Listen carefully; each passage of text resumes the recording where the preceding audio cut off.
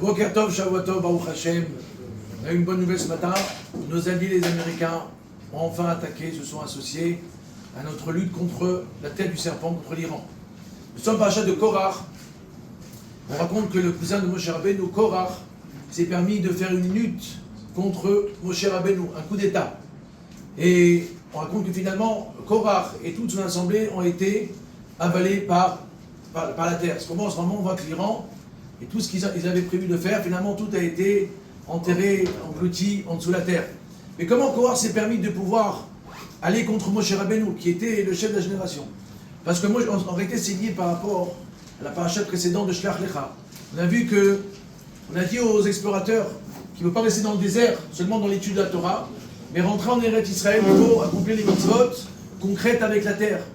Donc Korach est parti voir, Moshe Rabbeinu, il dit, si toi tu dis que l'essentiel c'est de faire des mitzvot, alors quelle différence entre Moshe Rabbeinu et un autre juif au niveau de l'étude de la Torah? C'est vrai que Moshe Rabbeinu, tu es plus grand, tu as plus de connaissances, mais si l'essentiel c'est l'acte, alors il n'y a pas de différence entre Moshe Rabbeinu, le plus grand des prophètes, et un autre juif. Parce que lorsqu'on fait un acte, il n'y a pas du tout de différence.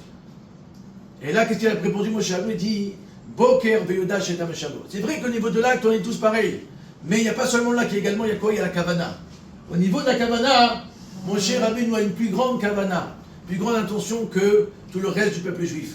Et pas seulement que Moshe Rabbeinu est plus élevé que le reste du peuple juif, mais il nous donne à nous cette force au quotidien de pouvoir rentrer une kavana dans la prière, dans l'étude de la Torah, dans les mitzvot, qu'on ne fasse pas les choses de manière machinale, mais qu'on le fasse avec beaucoup de chaleur, avec beaucoup de joie, avec beaucoup d'engouement, les Hashem.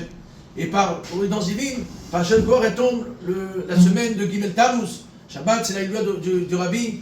Et on sait très bien que le Rabbi, c'est le chef, le Moshe Rabbeinu de la génération, qui nous donne la force au quotidien de pouvoir, Baruch Hashem, faire un service de Dieu avec beaucoup de joie, avec beaucoup de vitalité. Que Bezrat Hashem, que la bonne nouvelle qu'on a eue ce matin puisse amener encore d'autres bonnes nouvelles et que tout le Yitzhara et tout le mal, il soit éradiqué. Et très prochainement, le 3 septembre, Mashiach Tzidkenu, Amen, Gani Ratzon. Amen.